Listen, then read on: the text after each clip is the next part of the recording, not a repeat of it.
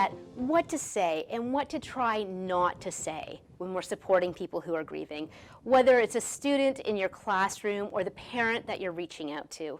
And it's equally applicable for when we're teaching students how to show up and support one another.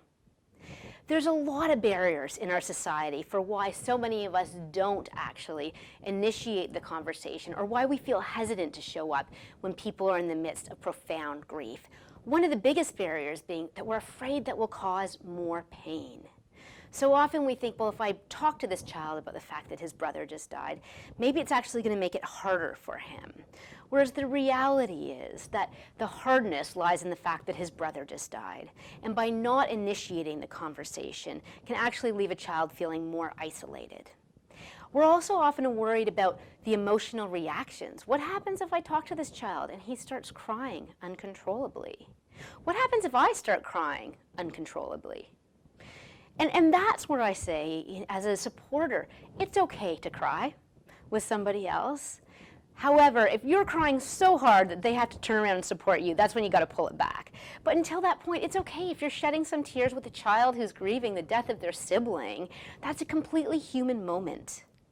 And so I'm really encouraging everyone to be able to open up the conversation. It should actually be our standard of practice. If there is a student who has someone die, that we as educators will initiate the conversation with the student. It shouldn't be up to a youth or a child to have to open up the conversation.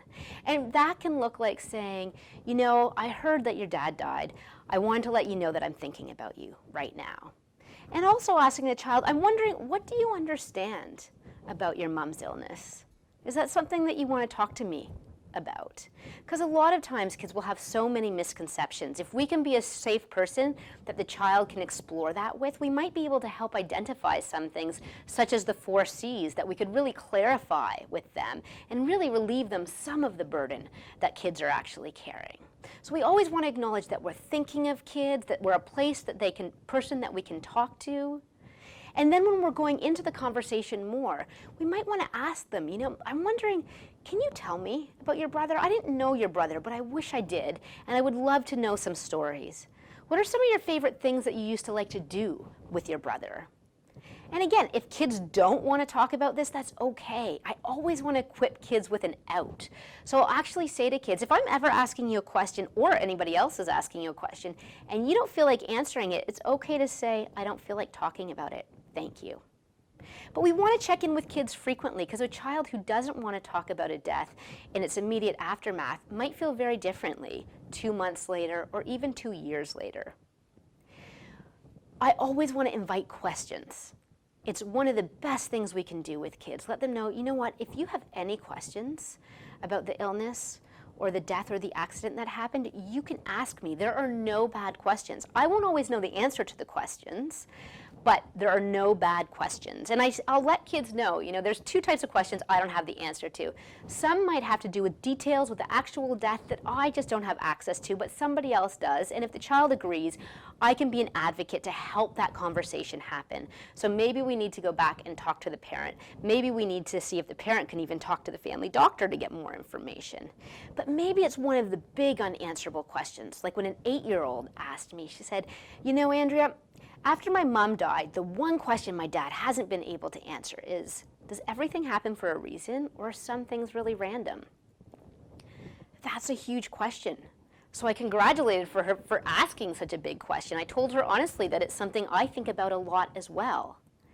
But I'm not going to have the answer, and I'm not going to be able to find anybody else who has the answer.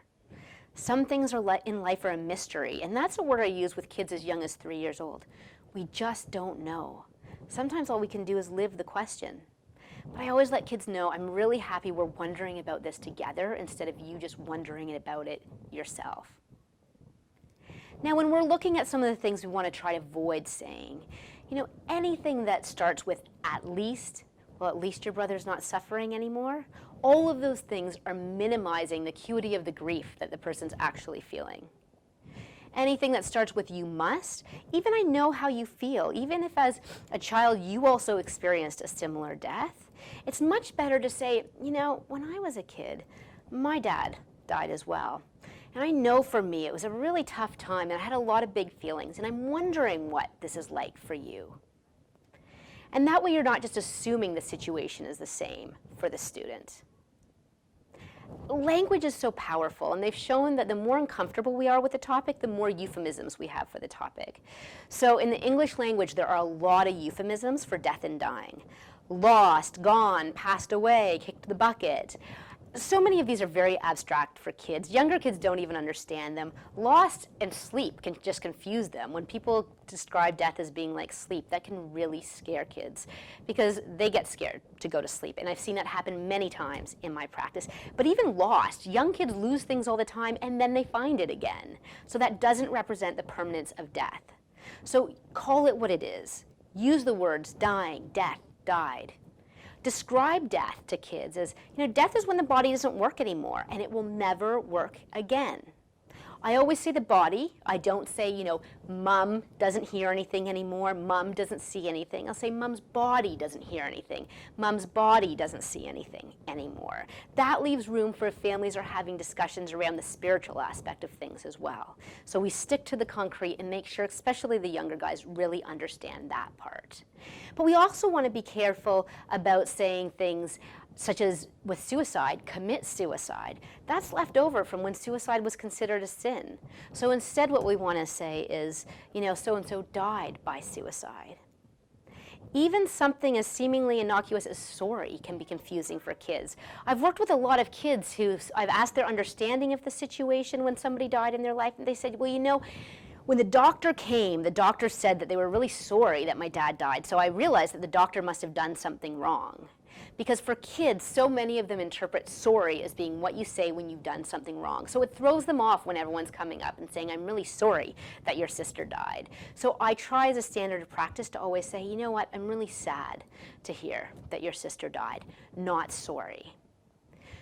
So that gives a sense of some of the things to try to avoid saying. Anything where you feel like you might be falling in a fix-it trap, you're trying to come up with something that will fix it or make the person feel better, just step back. Don't try to fix it. At the end of the day, the most important thing we can do to support students who are grieving and their families is bear witness to their pain, not try to fix their pain.